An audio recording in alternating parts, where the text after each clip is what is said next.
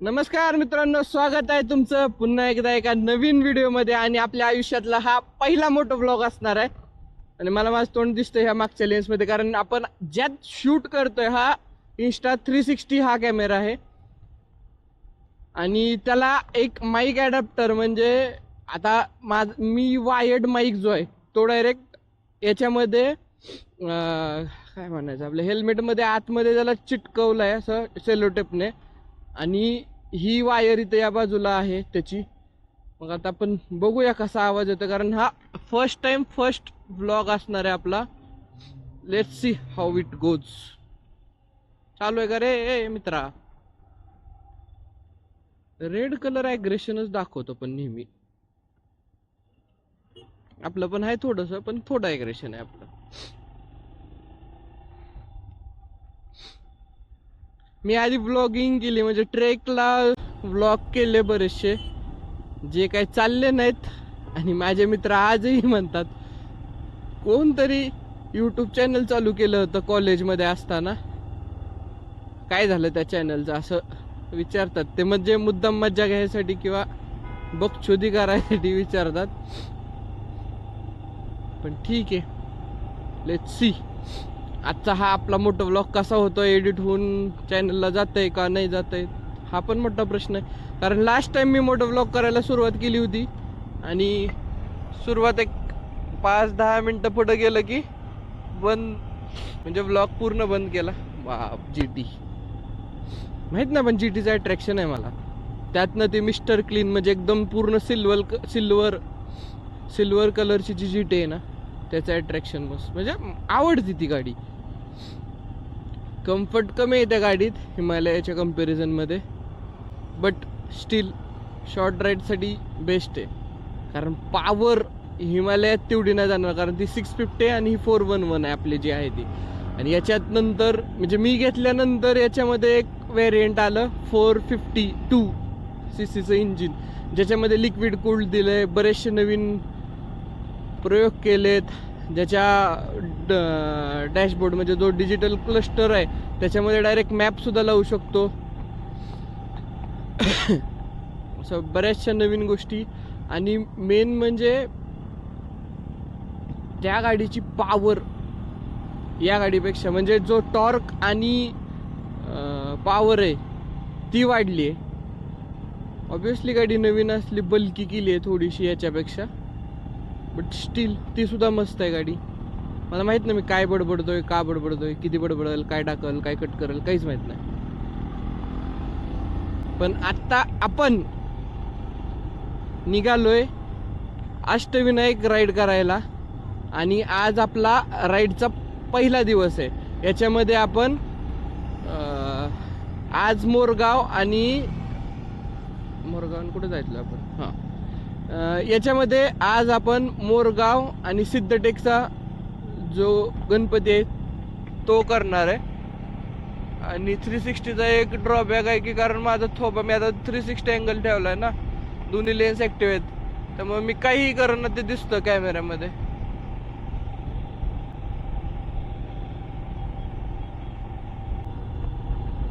मला सुरुवातीला थोडंसं अनकम्फर्टेबल झालं होतं, म्हणजे हा समोर माझ्या तोंडाच्या समोरच येतोय ना 360 कॅमेरा, त्याच्यामुळे थोडंसं अनकम्फर्टेबल झालं होतं. बट इट्स ओके,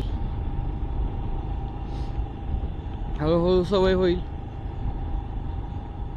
हा बोपदेव घाटातून आपण मोरगावला चाललोय, म्हणजे मयुरेश्वर जो गणपती आहे अष्टविनायक पैकी एक, तिथं चाललोय. आणि ही राईड आपली शास्त्रानुसार होणार आहे.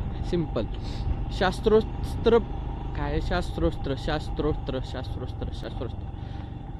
शास्त्रानुसार होणार आहे. म्हणजे मोरगाव पासून सुरुवात करून आपण परत मोरगावलाच लास्टचा आपला येणार आहे. म्हणजे सुरुवात आणि शेवट हे आपली मोरगावलाच असणार आहे.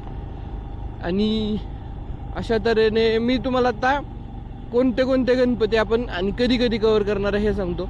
आज मोरगाव, पण रस्ता काय बाप बनवलाय भिंचोत. अरे आपलं, मला असं का वाटतंय हा ग्रँड टूर जी होती त्याच्यासाठीचा हा रस्ता आहे. कारण आपलं गव्हर्नमेंट आपल्यासाठी कधीच काय करणार नाही, म्हणजे जे पब्लिक आहे त्यांच्यासाठी कधीच काय नाही करणार. असे रस्ते सगळीकडे असेल तर का आपला देश पुढे नाही जाणार? कारण जी दळणवळण म्हणजे जी कनेक्टिव्हिटी असती ती एखाद्या देशाची इकॉनॉमी सुदृढ बनवण्यासाठी खूप महत्वाची असते. आहे शिरतय.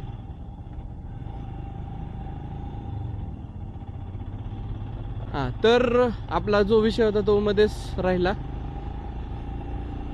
पहिली राईड म्हणजे आज पहिला दिवस आहे, त्याच्यामध्ये आपण 2 गणपती कव्हर करणार आहे. पहिला म्हणजे मोरगावचा मयुरेश्वर, श्री मयुरेश्वर गणपती, आणि दुसरा आज आपण सिद्धटेकला जाणार आहे. आणि ही जी गर्दी आपल्याला दिसते याच्या मागचं मेन कारण म्हणजे सलग 3 दिवस सुट्ट्या. बरं, मी कंप्लीट का करत नाही तेच. आणि जमलं तर आपण थेऊरच्या गणपतीला जाणार आहे. मी एक काम करतो, मी सगळे गणपतींची नावं वगैरे पाठ करतो आणि मग तुम्हाला हळूच सांगतो पुढं. जर ही गर्दी आत्ता आपल्याला जे सलग 3 दिवस सुट्ट्या आल्यात, म्हणजे 24, 25, 26, 24ला 4th सॅटरडे, बऱ्याच जणांना सुट्टी असती. IT सेक्टरवाल्यांना पण बऱ्याच सुट्ट्या असतात, गव्हर्नमेंटला पण हॉलिडे असतो, म्हणूनच तर आम्हाला पण सुट्टी मिळाली ना.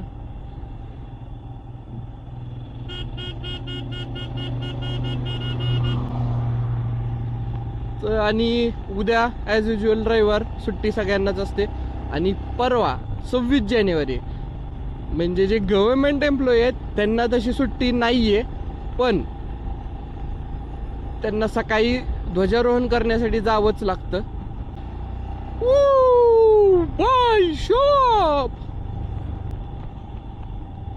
बंद करतो थोडा वेळ. अशा तऱ्हेने आपण बोपदेव घाट चढून वर आलेलो आहे.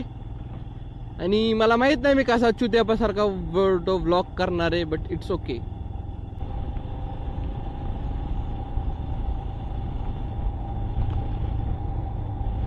चालू आहे शूटिंग. अरे वा. तर आपण आता म्हणजे जवळपास सासवड किती राहिले, 11 किलोमीटर सासवड बाकी आहे.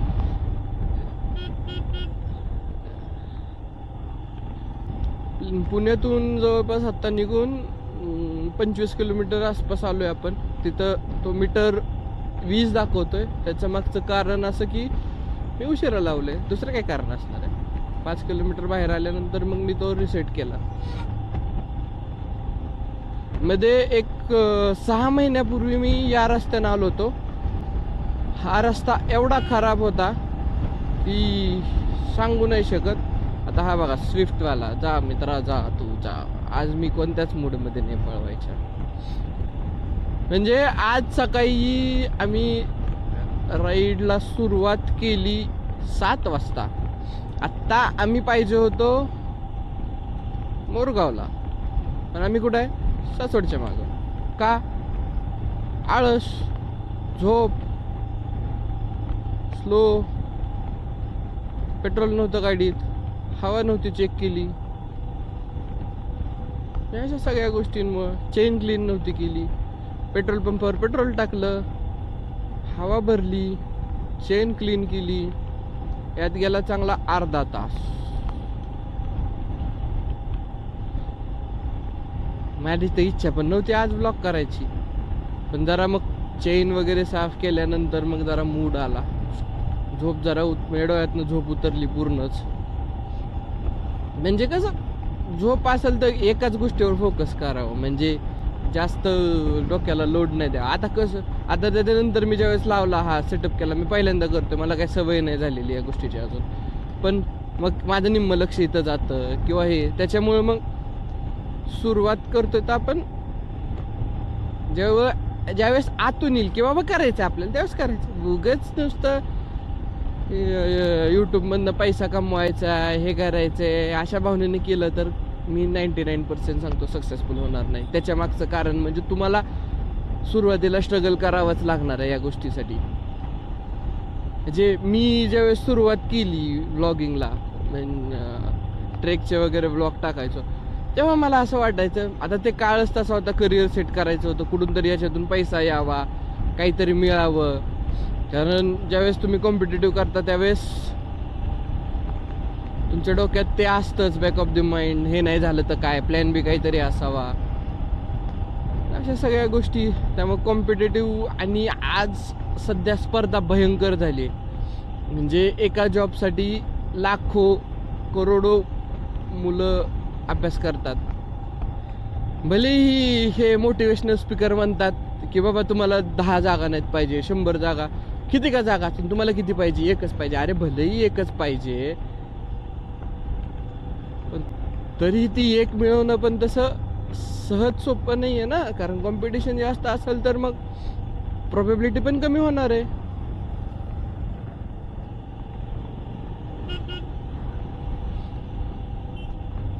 आणि कॉम्पिटिटिव्ह तुमचा पूर्ण कस काढून घेते. म्हणजे तुम्हाला हार पचवायची ताकद कॉम्पिटिटिव्ह देते बऱ्याचशा, म्हणजे शिकवते बरंचसं. पण त्याच्यात आपली मेंटल हेल्थ, फिजिकल हेल्थ एक वेळ मी म्हणतो होईल, रिकवर होईल, पण जी मेंटल हेल्थ आहे ती लई इम्पॉर्टंट आहे ज्यावेळेस तुम्ही कॉम्पिटिटिव्हची तयारी करत असता. कारण बेसिक साध्या गोष्टींमध्ये तुमचा कॉन्फिडन्स जातो. तुम्हाला 4 चौकात बोलायचं म्हणलं तरी कुठंतरी एक कॉम्प्लेक्स येतो, काय बोलावं, कसं बोलावं, कारण सवयच नाही आहे ना त्या गोष्टीची.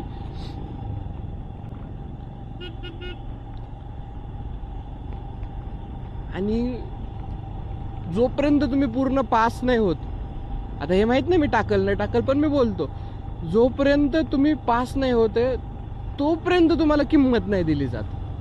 म्हणजे तुम्ही तोपर्यंत फेल्युअरच आहेत. तुम्ही भलेही इंटरव्ह्यूला जाऊन या, भलेही लास्ट स्टेजला जाऊन या, भलेही 1 मार्कानं राहू द्या, भलेही तुम्ही वेटिंग लिस्टला असू द्या, पण जोपर्यंत पास नाही होत, जोपर्यंत तुम्हाला पोस्ट नाही मिळत, तोपर्यंत ती गोष्ट लोकांच्या नजरेत शून्य असते. त्याचा आपण भले म्हणू काय लोकांचा नाही विचार करायचा, हे नाही करायचं, पण ज्यावेळेस 4 चौघांकडून ते कानावर बंबार्डिंग होतं, त्याला ते हँडल करणं जमलं पाहिजे. भोसड्यात गेली दुनिया म्हणणं जमलं पाहिजे. आणि मेन म्हणजे जो कॉन्फिडन्स जायचं त्याच्या मागचं कारण एकच आहे, तुम्हाला सर्वायवलसाठी पैसा पाहिजे. मी म्हणत नाही पैशात पूर्ण जीव असावा, पण सर्वायवलसाठी, म्हणजे आई वडील देतात तोपर्यंत काय नाही वाटत, पण एक काळ येतो ज्यावेळेस आई वडिलांचं वय वाढत जातं, तेही किती दिवस करणार आहेत. नाही, एक काळ असा येणार आहे की त्यांना तुम्हाला सांभाळावं लागणार आहे. भले आर्थिक नसं ना, पण एक मानसिक तरी आधार देणं बनतं. जसं झाकीर खान म्हणतो ना, मोठं होणं म्हणजे काय फक्त लग्न करणं, मुलं जन्माला घालणं नसतं. आपल्या जवळच्या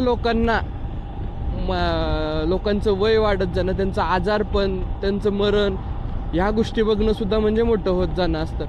त्याच्यामुळं एक काळ कुठंतरी येणार आहे की तुम्हाला पैसा कमवावाच लागणार आहे, आज ना उद्या तरी. आणि ही हार्ड रिॲलिटी आहे. आणि कॉम्पिटिटिव्हचं असंही, खाईन तर तुपाशी नाही तर उपाशी. माहित नाही मी हा पाठ टाकेल का नाही, कारण हा माझ्या आयुष्यातला एक अविभाज्य घटक आहे, होता स्पर्धा परीक्षा म्हणजे. आणि लोक म्हणणारच आहेत, लोक सोडा, घरचे आई वडील पण म्हणणारच आहेत. आई वडील काय आपल्या वाईटासाठी नाहीत म्हणत, चांगल्यासाठीच म्हणतात, तू हुशार आहे, तुझं होऊन जाईल. अरे सगळेच हुशार असतात, सगळेच करतात, पण ज्याला ज्याच्यात इंटरेस्ट आहे त्याच्यामध्ये तो चांगला करू शकतो. म्हणजे माझा एकच सल्ला आहे, काय करायचंय ना, जे आवडतं ते करायचं माणसानं, बाकी केलं भोसड्यात. आवडतं तेवढंच, म्हणजे तुम्ही त्यात तुमचा 100% द्याचाल. जे आवडीचं आहे ना त्यामध्ये 100% तुम्ही द्याचाल. मला फिरायला आवडतं, म्हणजे बापजादाचा पैसा असताना मी व्लॉगिंग सुद्धा नसते केली, बोलत फिरलो काय चाललं पाहिजे ना मग. म्हणजे शेवटी, पण आता तसं नाही आहे. म्हणजे मी आता दुसरा मला सोर्स आहे, म्हणजे यूट्यूब म्हणजे मला काय सोर्स म्हणून नाही बघत आहे मी त्याच्याकडं. मी आता ह्याच्याकडे मेमरी म्हणून बघतोय, कारण येत्या मे मध्ये एक मोठी राईड करण्याचा प्लॅन आहे. त्याच्यासाठीची प्रॅक्टिस म्हणून मी खरं तर आज व्लॉग चालू केलाय. बघू.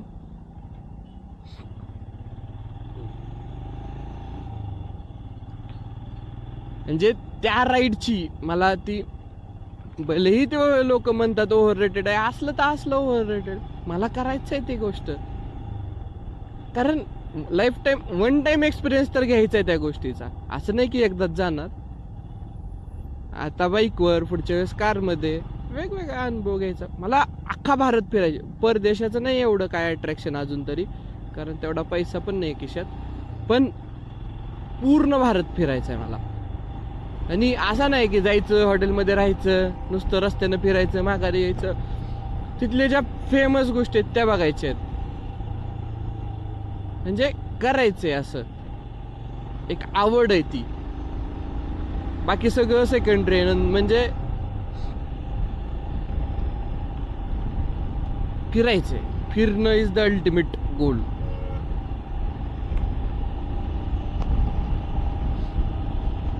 आता मी उडपीला गेलो होतो, म्हणजे कर्नाटकला गेलो होतो.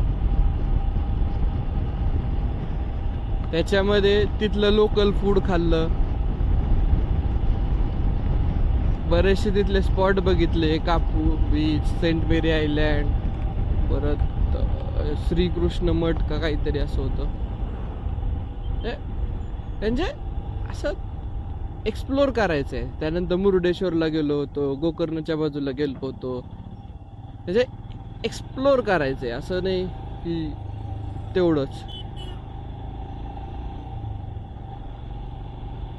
आणि तुम्ही कॉम्पिटेटिव्ह करत असाल तर करा, असं नाही मी म्हणत आहे मी ती सोडा. आज ना उद्या तर होणार आहे, वेळ लागेल पण होणार आहे. जो धरून राहतो तो जिंकतो शेवटी. फक्त माझं एवढंच म्हणणं आहे की आपलं जे आयुष्य आहे ते एक लिमिटेड आहे. म्हणजे त्याच्यामध्ये आपण किती वेळ त्या गोष्टीला द्यायचा, आणि आपल्याला ती गोष्ट किती हेनं पाहिजे, आणि आयुष्यात नेमकं काय करायचंय, गोल काय आहे आयुष्याचं, काय अचीव करायचंय. हा गव्हर्नमेंट जॉबच गोल आहे, एक सिंपल साधी सरळ लाईफ जगणं गोल आहे. या गोष्टी पण म्हणजे ते आपल्या स्वतःला विचारायचं आहे. माझं असं होतं, मला फिरायचं होतं. गव्हर्नमेंट म्हणजे असं कधीच नव्हतं की मला जॉब करायचा आहे. मला ते असं बंधनात अडकून नाही राहायचं आहे, एक 9 ते 5चा जॉब. हा माझा स्वभाव आहे, कारण मला माहिती आहे मला बसणंच नाही होणार आहे तिथं, ते कंटिन्यू तेवढंच करणं नाही होणार आहे. मला ती तशी लाईफ नाही आहे पाहिजे, असं फ्लेक्झिबल पाहिजे.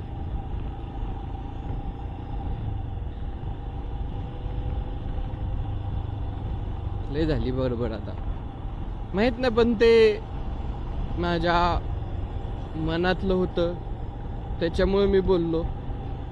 कारण माझाही कॉन्फिडन्स कुठंतरी गेला होता बऱ्यापैकी. ज्यावेळेस मी ब्लॉगिंग केली त्यात मला फेल्युअर आलं.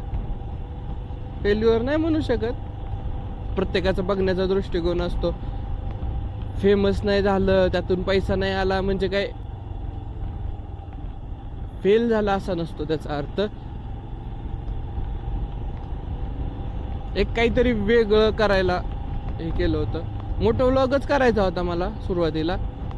तेवढं बजेट नव्हतं, कॅमेराला माईक बसत नव्हता, काहीच होत नव्हतं असं. म्हणजे पाहिजे तशा गोष्टी होत नव्हत्या. But still it's okay. आता आपण जरा बंद करूया, कारण भरपूर पडलो. तर आता आपण सासवड सोडलंय आणि सासवडवरून जेजुरीच्या रस्त्याला आहे. म्हणजे बऱ्याच वर्षानंतर मी जेजुरी साईडला, म्हणजे सासवडपर्यंत आलोय, पण सासवड ते जेजुरी बऱ्याच वर्षानंतर आलोय. जवळपास एक 5 ते 6 वर्ष झाले. आणि रस्त्याचा पूर्ण कायापालट झालाय. म्हणजे मी सांगूच नाही शकत. आधी हा रस्ता फक्त सिंगल लेन होता, आत्ता आज हा जवळपास 4 लेन हायवे सारखा झालाय पूर्ण. म्हणजे हा आपला काय म्हणायचं, पालखी मार्ग आहे, पालखी महामार्ग आहे म्हणू शकतो. आता मार्ग नाही, पालखी महामार्ग आहे असं म्हणू शकतो आपण.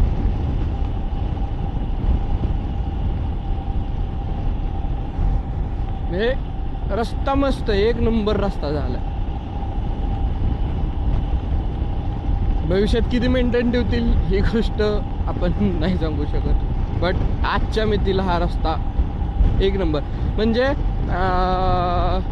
शिरवळ पासून म्हणजे आतमध्ये लोणंद पासून ते लोणंदपासून पंढरपूर मोहोळपर्यंत पालखी महामार्ग त्या रस्त्याने गेलो. तो सुद्धा रस्ता एक नंबर आहे. पण या बाजूला म्हणजे जेजुरी साईडला पहिल्यांदा आलोय. एक नंबर रस्ता, एक नंबर, आवडला आपल्याला. असे रस्ते असल्यावर काय पाहिजे त्याच्या हातात ना. फक्त एकच चूक गव्हर्नमेंट वारंवार करतं, त्याच्या मागचं कारण माहीत नाही, चूकच म्हणणार मी. कारण जिथं जिथं मोठं गाव आहे तिथे एकतर अंडरपास करायला पाहिजे किंवा एकतर फ्लायओव्हर करून काही ना काहीतरी करून आधीच मार्ग काढायला पाहिजे. गव्हर्नमेंट रस्ता एवढा छान बनवतं, मग त्याच्यानंतर लोकांचा आपोआप स्पीड वाढतो, कंट्रोल राहत नाही गाडीवर. आता 80चं स्पीड लिमिट आहे, गाडी 100 चालतात 4 व्हीलर. मग ज्यावेळेस ॲक्सिडेंटचं प्रमाण वाढतं त्यावेळेस परत मग त्या रस्त्याचं काम काढलं जातं आणि तिथं ब्रिज बनवायला सुरुवात केली जाते. एवढी एक गोष्ट फक्त बदलायला पाहिजे. नंतर टेंडर काढून हे करून असेल त्यातल्या काहीतरी गोष्टी, पण सुरुवात करतानाच तसं सँक्शन करायला पाहिजे असं मला वाटतं. ॲज अ सिटीजन मी म्हणतोय. आता जेजुरीला हा बायपास नसणार आहे, जेजुरीला आधीच बायपास करायला पाहिजे. रस्ता चांगला झाला म्हणजे डेव्हलपमेंट होणार. डेव्हलपमेंट झाल्यानंतर आता आधी अशा एवढ्या मोठ्या मोठ्या बिल्डिंग नव्हत्या जेजुरीमध्ये, पण ते हळूहळू बदलणार आहेत त्या गोष्टी. मग आधीच बायपास आणि त्याच्या आसपास थोडीशी जागा सोडून बॅरिकेड्स करून ते सिक्युअर करायला पाहिजे. बट त्या गोष्टींसाठी इंडियामध्ये अजून तरी वेळ लागणार आहे. एकच काम वारंवार करण्यापेक्षा एकच काम चांगल्या पद्धतीने केलं तर भरपूर फरक पडत. आता ह्या जेजुरीला बायपास त्यांनी करायला पाहिजे होता असं माझं म्हणणं आहे, माझं वैयक्तिक मत आहे. असल तर मला माहित नाही, कारण रस्ता तर हाच कंटिन्यू, कुठं मध्ये रस्ता दुसरा लागलेला नाहीये की जिथून बायपासनं पण बाहेर पडू.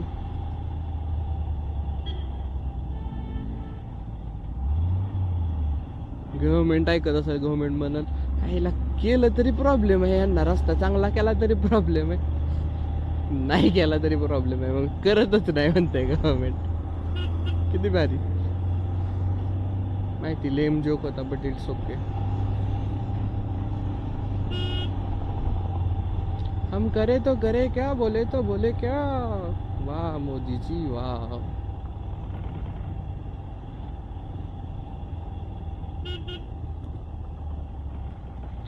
तर अशा तऱ्हेने आपण जेजुरीमध्ये पोचलोय आणि जेजुरीतून आपण मोरगावच्या रस्त्याला लागलोय. आता इथून मोरगावचा रस्ता सिंगल लेन आहे, म्हणजे एकाच रोडवर दुहेरी वाहतूक आहे, सिंगल वाहतूक नाहीये. कुठे गेला रस्ता, कुठे गेला?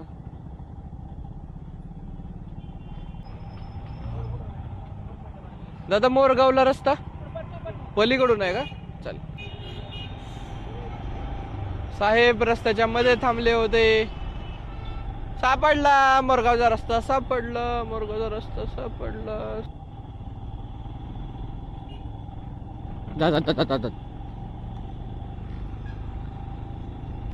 तर अशा तऱ्हेने आपण जेजुरी ही सोडलेली आहे आणि सासवड ते जेजुरी अंतर खूपच छान प्रकारे आणि फास्ट कव्हर झालं, thanks to the government. State highway असेल तर स्टेट गव्हर्नमेंट, नॅशनल हायवे असेल तर नॅशनल गव्हर्नमेंट, म्हणजे सेंट्रल गव्हर्नमेंट. हा म्हणजे कॉम्पिटेटिव्हचा मला फायदा झाला बरं, बऱ्याचशा गोष्टी कन्सेप्ट, म्हणजे एक बेसिक आपल्या इंडियाबद्दलचं कन्सेप्ट क्लिअर झाला. म्हणजे ज्या सगळ्या सिस्टम्स आहेत आपल्या लोकल बॉडीज म्हणा किंवा state government, central government, federal, Indian government, म्हणजे फेडरल कसं आहे युनिटरी नेचरचं नाही आहे, पण इमर्जन्सीमध्ये युनिटरी नेचर, म्हणजे ह्या गोष्टी सगळ्या आपण ज्यावेळेस कॉम्पिटेटिव्ह करतो त्यावेळेस आपल्या ज्ञानात भर पडती, याला कुठेही दुमत नाही आहे. ते ज्ञान आपल्याला कुठं ना कुठं तरी आयुष्याच्या कुठल्याही मार्गावर उपयोगी येतं.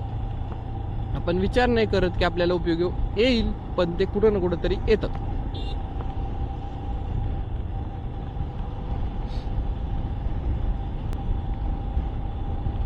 यश अपयश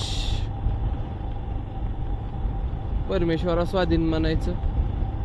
कर्म करतेच्या फलकी चिंता ना कर, असं म्हणजे कर्म करत राहायचं. फळ आज न उद्या मिळतं.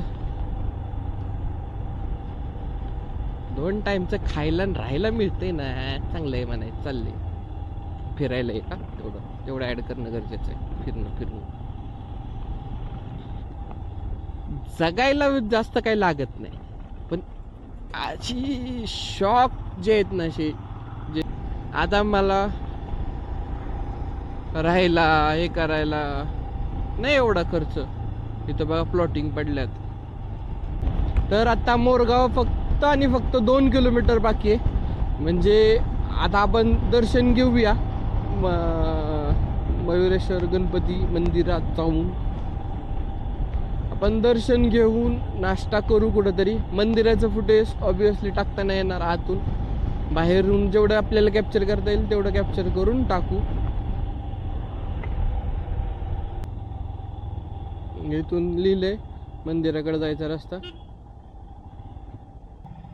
समोर मंदिर आहे.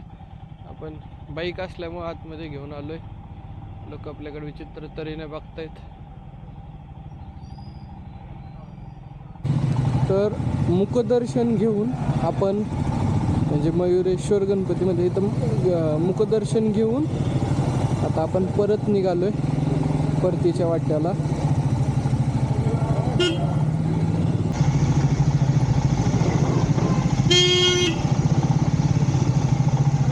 परत दौंड आणि दौंडवरून सिद्धटेक.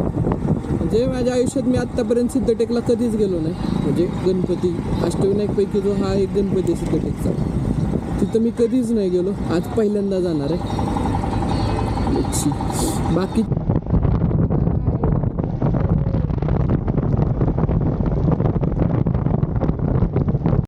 तर झालं असं, आपलं दर्शन झालं आणि त्याच्यानंतर आपण व्लॉगला पण सुरुवात केली. पण ॲडॅप्टर आणि माईक लावायचा विसरला, त्याच्यामुळं आवाज काहीच येणार नाही त्या फुटेजचा. तो आपण थांबलो, ॲडॅप्टर लावलं, माईक लावला आणि अशा तऱ्हेने परत आपण व्लॉगची आणि पुढच्या जर्नीची सुरुवात केलेली आहे. तर झालं असं, आम्ही ज्यावेळेस मंदिरात गेलो होतो भटजी मला तिथं, म्हणजे आम्ही गर्दीमुळं थोडंसं आत जाऊन परत रिटर्न यायला लागलो. मग तिथला वॉचमॅन म्हणला की असं माघारी कशाला जाता, आतमध्ये जाऊन मुखदर्शन घ्या. मग आम्ही आत परत गेलो. तिथनं थोडीशी जागा ठेवली होती आतमध्ये शिरायला. आत गेलो. मुखदर्शन म्हणजे एकदम मंदिराच्या समोर थांबून वर एक स्क्रीन लावलेली होती, तिथून म्हणजे आमचं मुखदर्शन झालं. त्याच्यानंतर भटजी मला म्हणाले की गंध लावा. मी घेतला गंध आणि मला स्वतःला लावला. मग दुसऱ्याला एकाला बघितलं मी, त्यानं तिथला लावून तिथं लावला. मग मला रिअलाइज झालं, अरे असं नव्हतं ते स्वतःला नव्हता लावायचा. भटजी पण म्हणला असेल चूक केली याला म्हणून.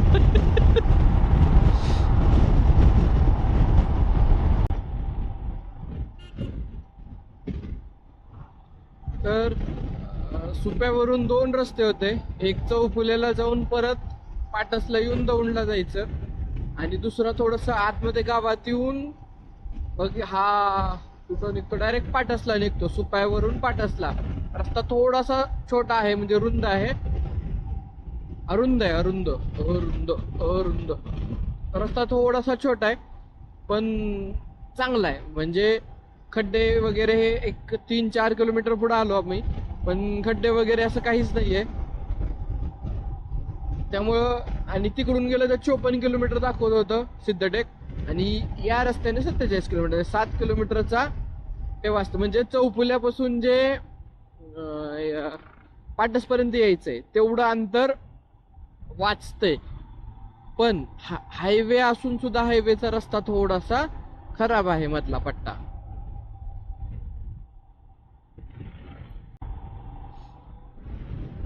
हा खूपच छोटा रस्ता, म्हणजे एका वेळेस दोन 4 wheeler fast cut to cut जातील असं नाही, थोडस साईडला व्हावंच लागणार आहे, तरच तर काहीतरी उपयोग होणार असं.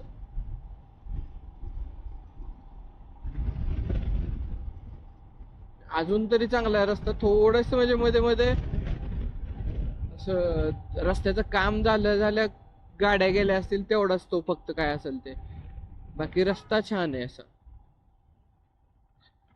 सावधान, चिंकारा प्रवण क्षेत्र, वाहने सावकाश चालवा. इथं थोडासा छोटासा घाट आहे. म्हणजे सिद्धटेक टोटल 47 किलोमीटर, म्हणजे तसं काहीच राहिलेलं नाही इथे, अंतर खूप छोटं आहे. म्हणजे या टायमिंगला खरं तर आम्ही सिद्धटेक करून माघारी पाहिजे होतो, पण आपला स्लो मोशन मध्ये हळूहळू काम चालू आहे आमचं. आणि आज बरेचसे रायडर अष्टविनायक करायला लागले. तर ट्रकवाला रिकामाच आहे, पण कसला चाललाय तो. तर कुसेगाव मधलं हे मंदिर, तर हे भानोबा मंदिर कुसेगाव, म्हणजे एवढं सुंदर वाटतंय. शिव मंदिर भानोबा मंदिर. आता आपलं टार्गेट फिक्स आहे, त्याच्यामुळे आपण आता आज थांबत नाही. नाही तर असंच राईड असते, फक्त एक रॅन्डम राईड असती तर आवर्जून थांबलो असतो इथं परत कधीतरी. म्हणजे फक्त याच बाजूला येणार आहे तेव्हा आपण मंदिरात जाऊन येऊ. पण जी मंदिराची जी रचना होती ती खूपच सुंदर होती, म्हणजे बघण्यायोग्य, थांबून आवर्जून बघण्यासारखी होती. काहीतरी महाप्रसाद असतो, पण आज जर गर्दी भयंकर असेल, वेळ लागत असेल तर गप बाहेर जाऊन आपण जेवण करू. म्हणजे आज काय फक्त आपण हे 2च करणार आहेत. आज आपले 2च मंदिरं होतील. उद्या 3 करायचा विचार आहे, महद, पाली आणि परत थेऊरचा. म्हणजे शास्त्रानुसार हे मोरगावचा पहिला, दुसरा सिद्धटेक, तिसरा महदचा, चौथा पालीचा, 5वा थेऊर, 6वा थांबा म्हणजे माझ्या डोळ्यासमोर आहे पण लेण्याद्री, 6वा ओझरचा, 7वा काय चुकलो मी, आकडा चुकला का काय चुकलं, परत एकदा करूयात आपण. चल, पहिला मोरगाव, दुसरा होतं ना, बरोबर आहे. हां, 6वा लेण्याद्री, 7वा ओझर आणि 8वा रांजणगाव. असे 8 विनायक, म्हणजे अष्टविनायक गणपती 8, असे 8च्या 8 आपण आज ह्या अशी ही अष्टविनायकची राईड आपण करणार आहोत. चलो म्हणजे. आणि रांजणगावचा झाल्यानंतर परत मोरगावचा करायचा, म्हणजे जिथून सुरुवात केली तिथंच शेवटही करायचा, म्हणजेच अंत अस्ति प्रारंभ. काय माहित नाही बरं का मला याचा अर्थ काय आहे, पण लय ठिकाणी वाटलं अंत अस्ति प्रारंभ.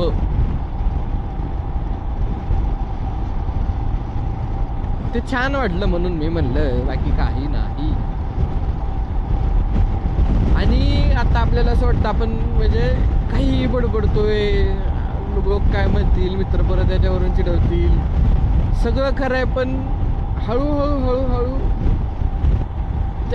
ती गोष्ट आपल्याला पुढं नेत जाते. म्हणजे जर आपण असा विचार करत बसलो, जग काय म्हणतील, हे काय म्हणल, ते काय म्हणल, असं सगळं असं जर बॅक ऑफ द माइंड आपण जर विचार करत बसलो, आणि हे केलं नाही तर आपण कितीही अभ्यास करू द्या 2020 मध्ये म्हणजे कोविड आल्यावर ज्यांनी बघचुदी केली रीलवर त्यांनी पैसा बिसा कमवून बसलेत आता तसेही.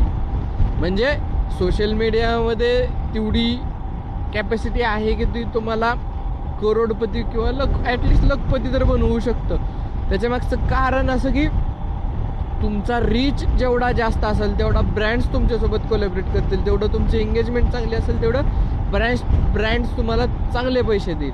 आणि एक सेकंडरी इन्कम किंवा एक पॅसिव्ह इन्कम म्हणून सुद्धा यूट्यूब हा बेस्ट ऑप्शन आहे. तर आता दर्शन घेतलंय आपण सिद्धटेकला, आतमध्ये पूर्ण आतमध्ये जाऊन दर्शन घेऊन आलोय.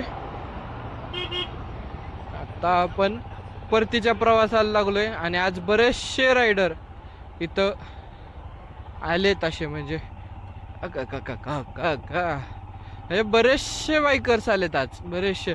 4 व्हीलरमध्ये तर आलेतच सगळे असे फॅमिली घेऊन, पण असे बाईकवर पण बरीचशी पब्लिक आली आहे म्हणजे राईड करत. बघू तर इथं हे हॉटेल सिद्धिविनायक म्हणून आहे. काय एक नंबर जेवण झालंय.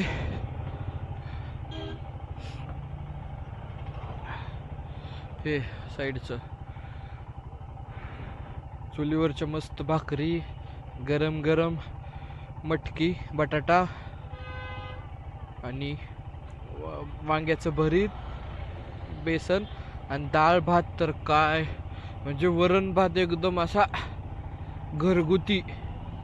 इथं तुम्ही याल तर ब्रिज क्रॉस करून आला ना, नदी क्रॉस करून अलीकडे आलं मंदिरापासून, इथं 100% मी म्हणजे तुम्हाला गॅरंटी देतो की तुम्हाला इथलं जेवण आवडणार म्हणजे आवडणार. एक नंबर जेवण आणि आपलं महाराष्ट्रीयन जेवण अशी चव नाही मित्रा. ते हॉटेलमध्ये थांबण्यापेक्षा की नाही इथं असं राहील, इथं जेवलं की मग फक्त एकच प्रॉब्लेम आहे, झोप येते. आता डोळ्यात आता दिसतंय. आता आपण परतीच्या प्रवासाला निघालो. आजचा मुक्काम परत आपला पुण्यामध्ये होणार आणि शक्यतो मी आता जाताना जास्त रेकॉर्ड करणार नाही, कारण काय दाखवायचं तेच. आता आपण पुण्यात भेटू डायरेक्ट. म्हणजे आता परतीच्या प्रवासाला काय राहिलंच नाही, पण जेवण इथं करा बरं का. कुठून बी आपण जेवण इथं करा. हॉटेल बिटेलला पैसे घालवण्याचा अर्थच नाही.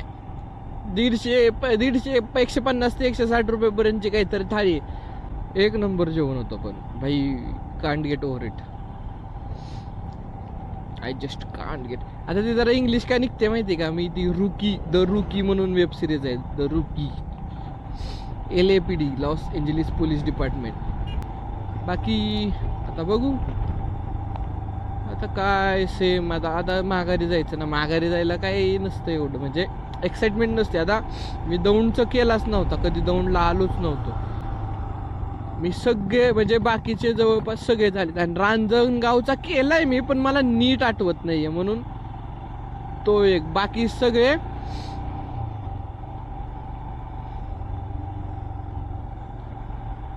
ते माईकचं इंस्टा 360चं पूर्ण हे असं सांगत होता तो. मग मी त्याला असं थंब दिला, म्हणजे तो त्याच्यासोबत कोणतरी होतं 2 व्हीलरवर, तो सांगत होता असा 360 पूर्ण व्ह्यू असा येतो. मग मी म्हणलं असा थंब दिला. भाई ती स्माईल असं जेन्युनली वाटतं. एक तर आम्ही असली म्हणजे मी एकदम असा म्हणजे गावाकडून आलेलो आहे, कधी विचार नव्हता केला इथपर्यंत येईल. फक्त म्हणजे असं हे बाईक वगैरे घेऊन हे सगळे जॅकेट बिकेट असं घालून. आता कसं झालंय इंटरनेटमुळं थोडंसं यूट्यूबला वगैरे बघतात सारखं लोक, त्याच्यामुळं काही तेवढं नॉर्मलाइज झालंय ही गोष्ट. पण तरी पण म्हणजे मी जर फक्त हेल्मेट घालून आणि माईक घालून असतो ना, तेवढं अटेन्शन मिळत नाही जेवढं गिअर अप करून असतो ना एखादा रायडर. तरी मी आता ग्लोव्ज नाही घालत, कारण मला नाही कम्फर्ट वाटत अजून तेवढा. मला असं फ्री वाटतं असं फ्री, म्हणून त्याच्यामुळं ग्लोज. कारण माझे बोट असं एक, आता हे इथलं एक बोट इथं राहतं माझं, बाकीचे इकडं क्लचवर राहतात, त्याच्यामुळे ते ग्लोजमध्ये असेल तर असंच ठेवलं की कम्फर्ट मिळतो, पण असं ठेवायला कम्फर्ट नाही. त्याच्यामुळं मग म्हणजे याच्यात असं गिअर असतील ना, म्हणजे असे गिअर्स घातलेले असतील, आणि बाईक, आता बाईक तर काय हिमालयन 411 डिस्कंटिन्यू झाली आता तशी, पण गाडी मेंटेनन्सला एक नंबर आहे. म्हणजे लो मेंटेनन्स आहे, एकदम लो मेंटेनन्स. काय लागत नाही हिला बिचारीला, काही सुद्धा लागत नाही. 700 रुपयामध्ये दोन्ही पण तिचे ब्रेक पॅड्स मी आत्तामध्ये चेंज करून घेतले, टेन्शन संपलं. आणि थोडासा थ्रोटल बॉडीचा प्रॉब्लेम झाला होता, एक्सटेंडेड वॉरंटी घेतली होती, त्याच्यामध्ये कवर होऊन गेलं. 1-1.5 महिना गेला माझा, बट इट्स ओके. 0 रुपये एक्झॅक्टली मी तुम्हाला सांगतो, 0 रुपयामध्ये गाडी अख्खी रिपेअर झाली. लेबर नाही, काय नाही, काय नाही. ही गोष्ट आवडली, फक्त थोडासा तर टाईम पिरियड जो आहे तो कमी व्हायला पाहिजे. कारण 1.5 महिना जर तुमच्याकडे सेकंडरी बाईक नसेल एखादी कोणतीच, तर 1.5 महिना म्हणजे भरपूर मोठी गोष्ट आहे.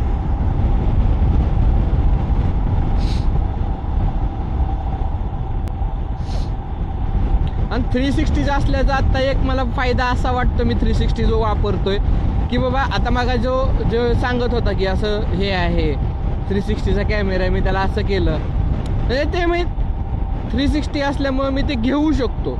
आता जर कॅमेरा चालू आहे का नाही मला तेच नाही माहिती, फक्त एवढा बडबडतोय मी कारण माझा फर्स्ट व्लॉग आहे ना, म्हणून.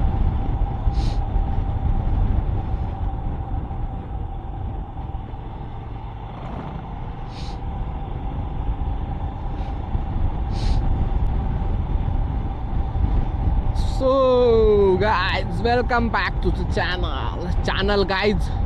Subscribe, please subscribe, please subscribe. Sajar बरं का बरं साहेब,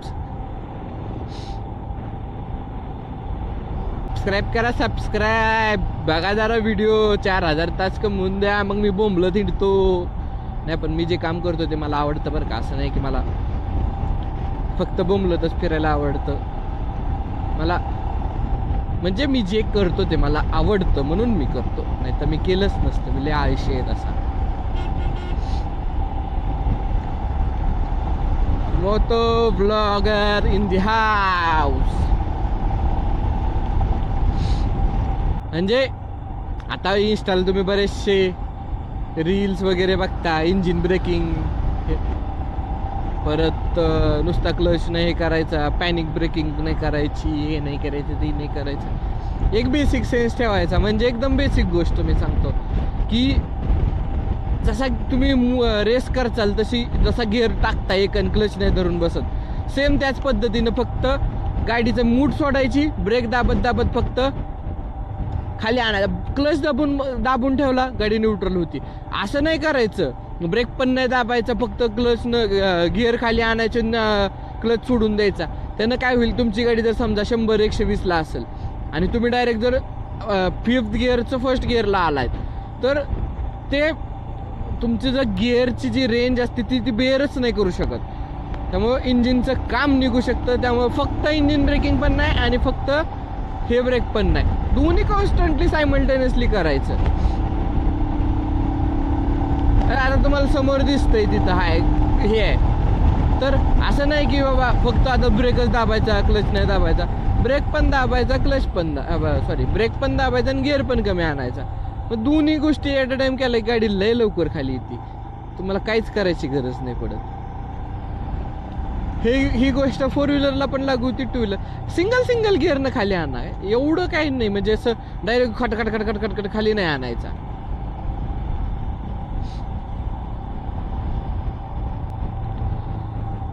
कसं नाही तर काय होतं, नवीन माणूस असेल तर काय करतो, एकतर फक्त ब्रेकच दाबतो, नाहीतर मग नवीन गोष्ट शिकतो, इंजिन ब्रेकिंग काय तर असतं, इंजिन ब्रेकिंग असतं. Engine braking simple, engine braking म्हणजे काही लय मोठी गोष्ट नाही. आणि हा प्लेन रस्त्याला एवढा फरक पडत नाही, पण घाटामध्ये याचा म्हणजे उतार जिथं असेल तिथं भयंकर फरक पडतो या गोष्टीनं. तर राम राम मंडळी, आता मी तुमचा थोडासा निरोप घेतो. भेटू थोड्या वेळाने. आता जरा गाणी बिणी ऐकत जाऊया आपण. दौंड काय 3 किलोमीटरवर दौंड आले. जरा गाणी ऐकू, भेटू मग थोड्या वेळानं.